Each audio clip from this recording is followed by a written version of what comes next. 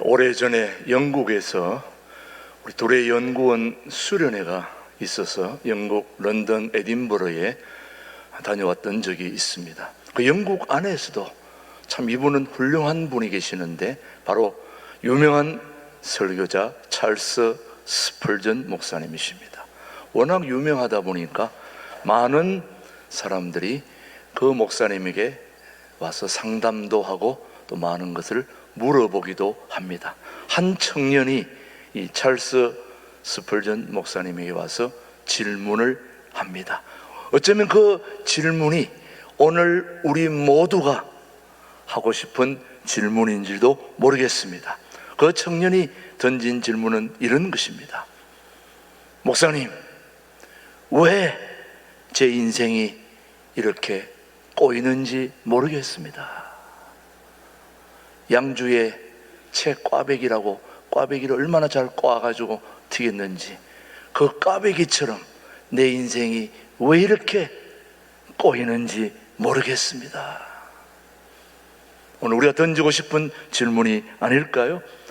그때 그 스펄전 목사님이 기가 막힌 대답을 해 줍니다.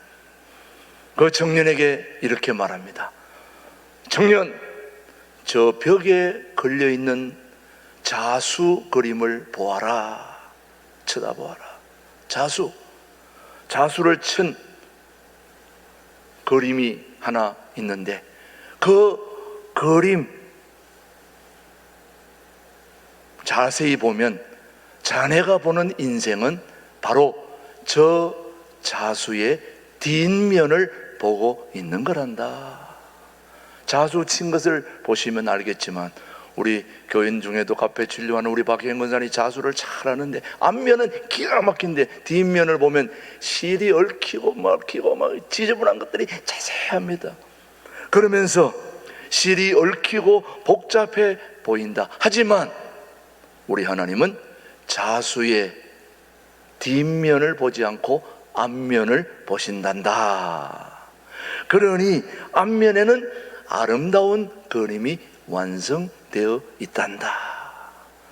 그러니까 네가 보는 인생은 자수의 뒷면을 보고 왜 이렇게 내 인생이 꼬이는지 모르겠습니다 라고 하지 말고 자수의 앞면을 보라. 앞면에는 기가 막힌 완성된 그림이 있지 않느냐. 오늘 우리 모두에게 대답이 될는지 모르겠습니다만은 우리 삶에도 어긋나 보이는 날, 얽혀 보이는 사건들이 무수히 수두룩 빽빽하지만 오늘 성경은 우리에게 해답을 주고 있습니다. 바로 전도서 오늘 본문 7장 13절 14절입니다.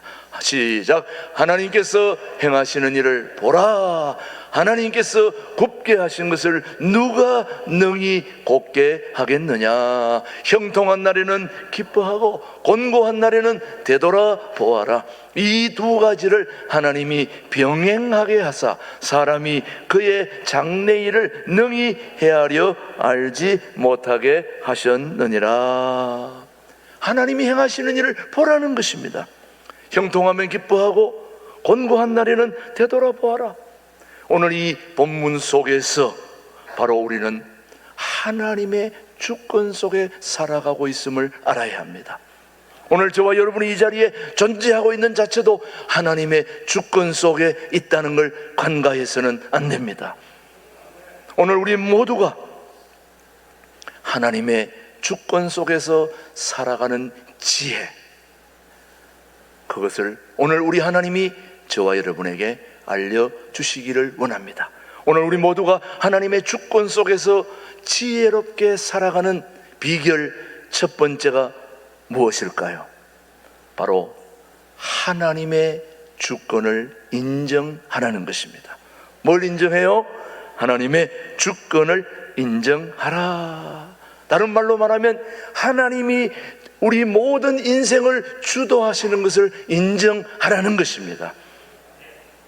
오늘 전도서 17장 13절 한 번 더 보실까요? 본문 말씀 시작. 하나님께서 행하시는 일을 보라. 하나님께서 굽게 하신 것을 누가 능히 곱게 하겠느냐. 여러분, 우리 인생을 통제할 길이 있습니까, 여러분? 오늘 일부 예배 오신 여러분들의 인생을 여러분이 통제할 수 있었다면, 여러분이 마음대로 조절할 수 있었다면, 여러분의 인생을 마음대로 여러분이 계획할 수 있었다면 이 자리에 있을까요, 여러분? 어느 누구도 자기의 인생을 통제하고 조절하고 제어할 힘은 없다는 거예요. 그것은 오직 하나님이 우리 모두의 주권자이시기 때문인 겁니다.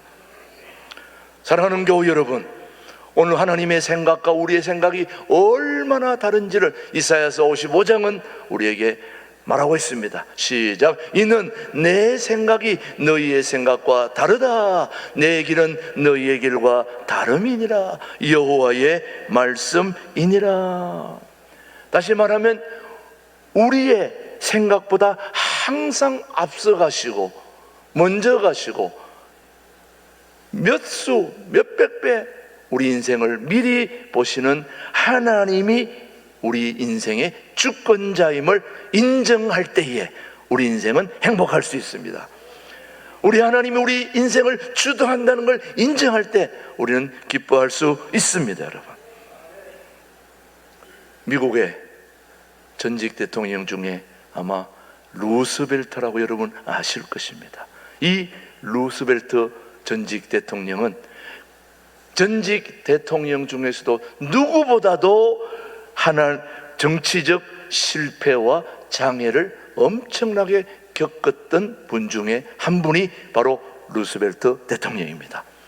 정치적 장애와 실패 모든 걸 다 경험하면서 이 루스벨트가 고백한 그 내용은 기가 막힌 겁니다. 그분이 이렇게 얘기했습니다. 하나님의 허락 없이는 나뭇잎 하나도 떨어지지 않는다. 그런 고백으로 미국을 어려움 속에서 이끌어 왔다는 거예요.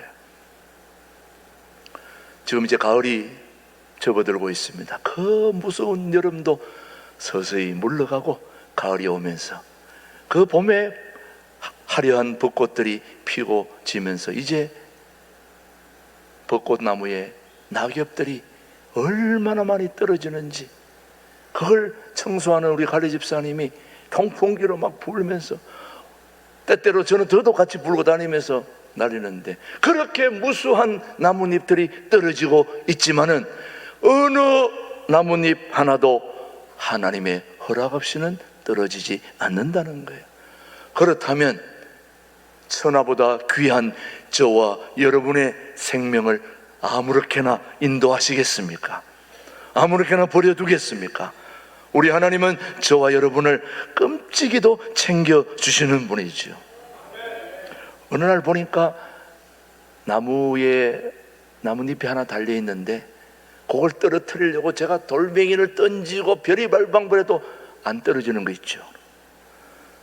나뭇잎 하나도 하나님의 허락 없이는 떨어지지 않는다는 것을 우리는 깊이 생각하면서 하나님의 주권, 오늘도 우리의 모든 인생을 이끌어 가시는 하나님의 주권을 인정하는 그것이 우리 인생의 행복이요 지혜라는 걸 오늘 우리가 좀 알았으면 좋겠습니다, 여러분. 사랑하는 교회 여러분, 그런 마음으로 이 루스벨트 대통령이 미국을 이끌어 갔을 때에 그 어려움을 극복해냈다는 말씀이죠, 여러분. 하나님의 주권 속에서 살아가는 두 번째 지혜는 바로 오늘 저 본문에 있습니다. 7장 14절입니다. 시작. 형통한 날에는 뭐하고? 기뻐하고, 곤고한 날에는 되돌아보아라. 이 두 가지를 하나님이 병행하게 하사 사람이 그의 장래일을 능히 헤아려 알지 못하게 하셨느니라. 저 첫 번째 보면 형통한 날에는 뭐하라고요? 기뻐하고. 하나님의 주권 속에서 살아가는 지혜로운 두 번째 비결은 바로 형통할 때 기뻐하라는 것입니다. 자, 이 말이 무슨 말이냐?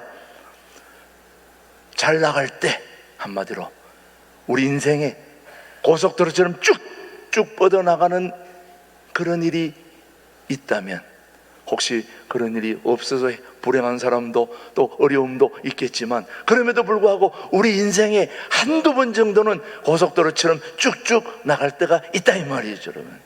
그럴 때, 잘 나갈 때, 형통할 때, 그것은 바로 우리의 능력이 아니라 하나님의 전적인 은혜였다는 것입니다. 우리가 때때로 보면은, 아니 내가 왜 이렇게 잘 되지?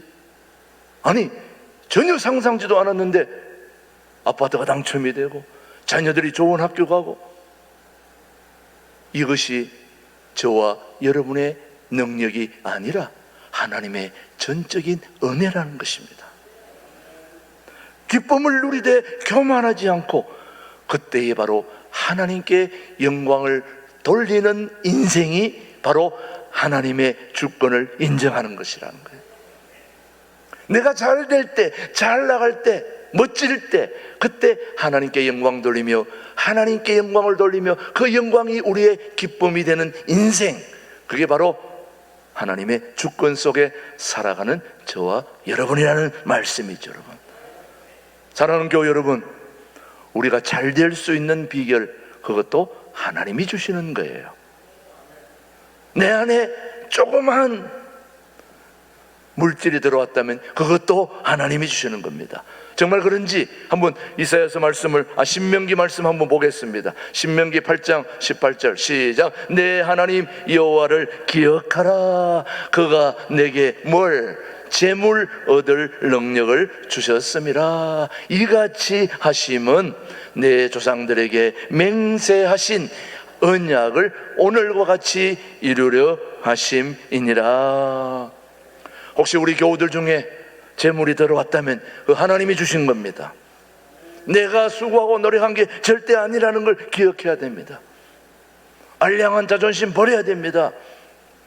돈 조금 벌었다면, 또 조금 잘 됐다면 그렇게 될 수 있도록 하나님이 환경 주시고, 사람 붙여주시고, 물질 주시고, 또 비바람, 태풍, 지진, 모든 거 다 조절해 줬기 때문에 가능했다는 것입니다. 여러분, 그렇게 인정하십니까? 저도 짧지 않은 인생 속에 내가 한 게 아무것도 없다는 걸 고백하게 됩니다.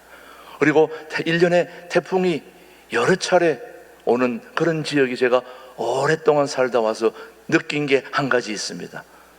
제가 여러 번 여러분에게 말씀드렸지만, 엄청난 태풍이 한 번 지나가잖아요.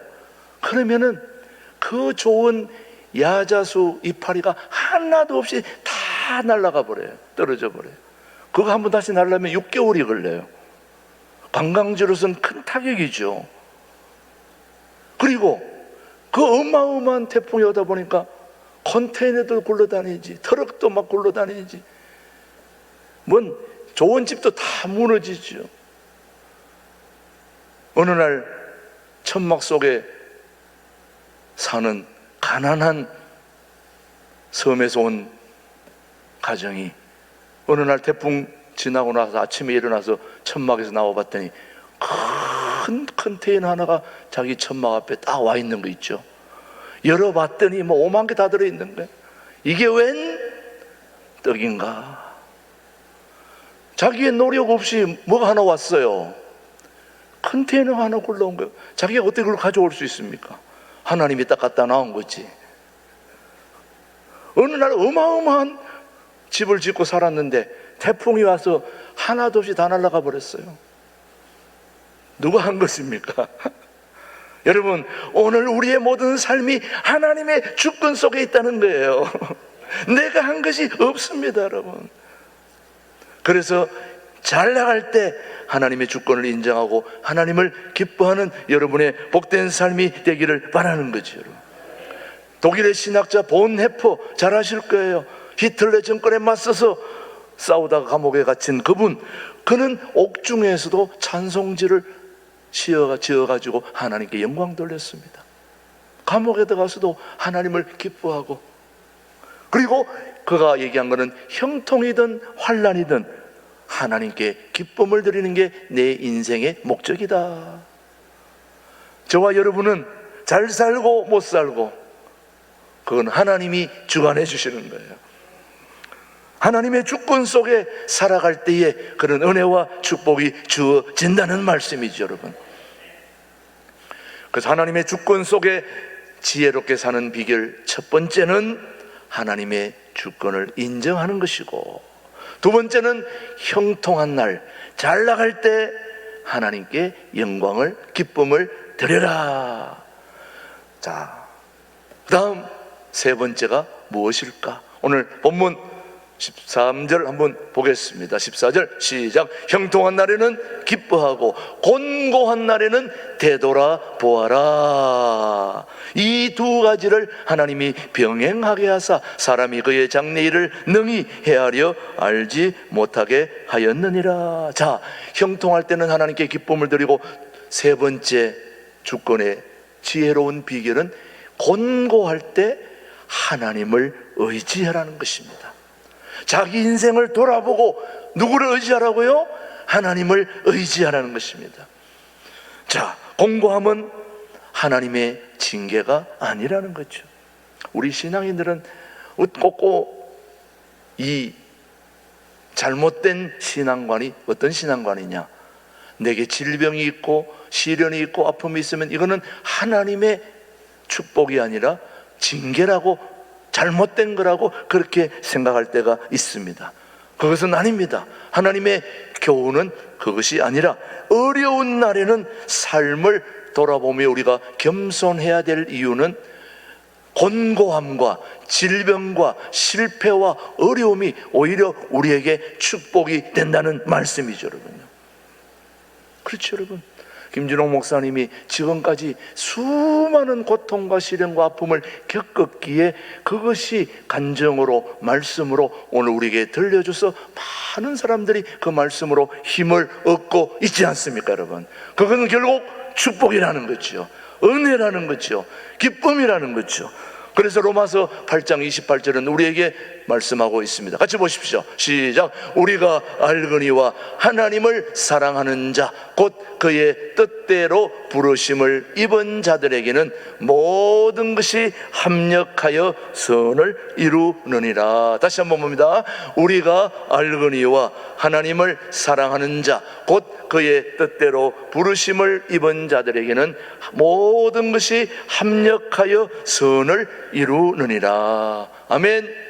네, 오늘 우리 모두가 좋은 것이든 좋지 않은 것이든 모든 것이 다 합력하여 하나님의 선을 이루는 것이 우리네 인생이요 신앙생활이라고 저는 믿습니다.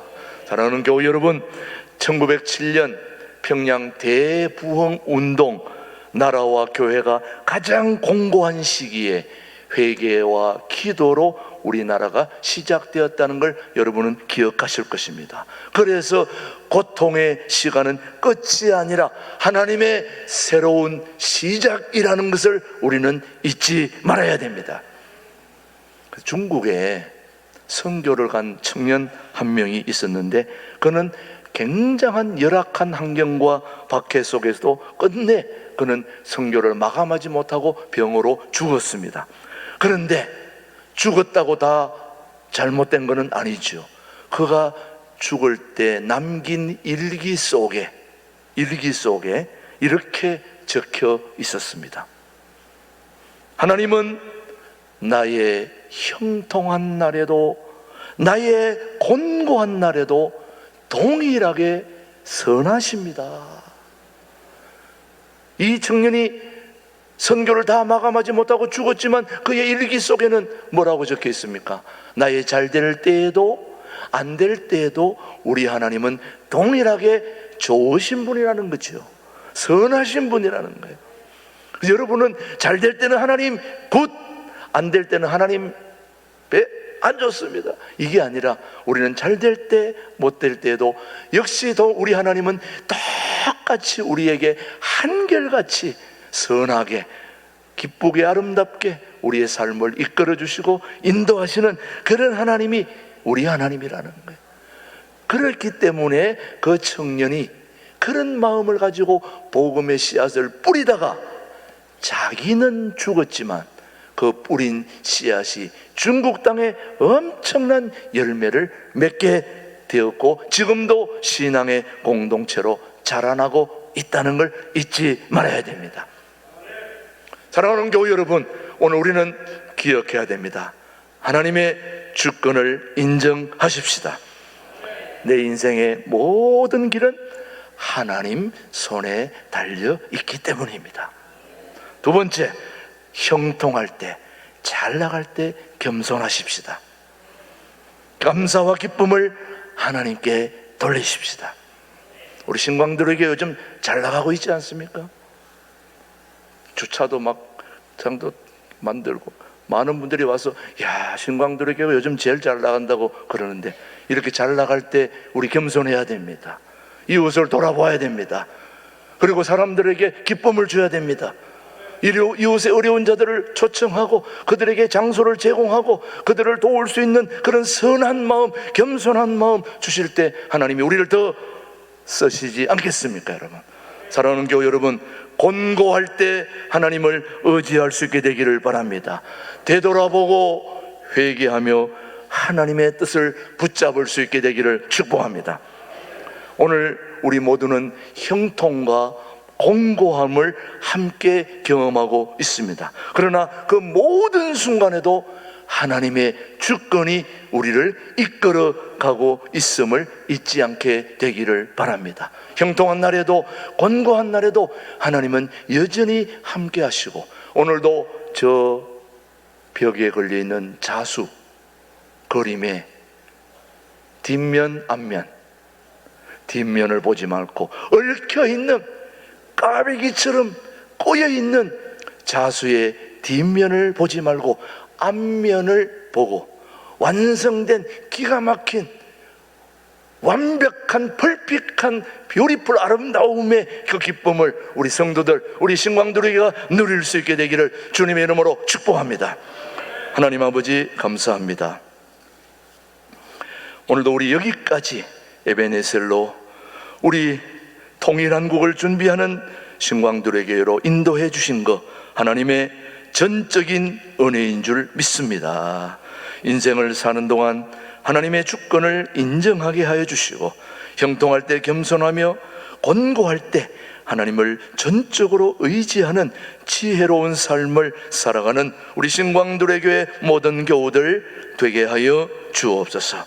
이 방송을 듣는 모든 유튜브 방송 가족들에게도 동일한 은혜를 더하여 주시옵기를 예수님의 이름으로 기도드립니다. 아멘.